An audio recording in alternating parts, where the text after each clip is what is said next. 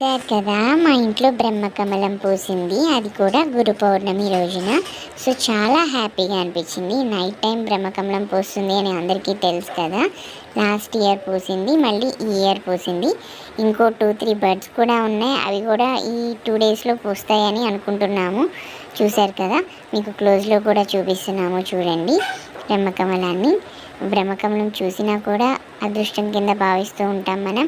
చాలా బాగుంటుందండి బ్రహ్మకమలం, చాలా హ్యాపీగా అనిపిస్తుంది. అంత పెద్ద ఫ్లేవర్ నైట్ టైం బ్లూమ్ అవ్వడం, నైట్ టైం వికసించడం, పోయడం అంతా కూడా చాలా బాగుంటుంది.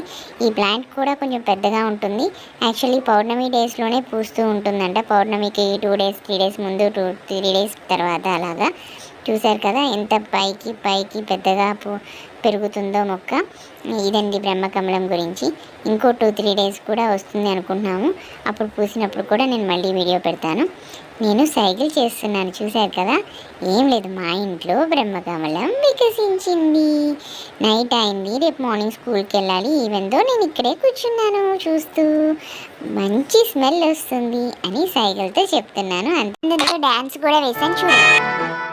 नमस्तेस्तु महामाये श्रीपीठे सुरपूजिते शङ्खचक्र गदाहस्ते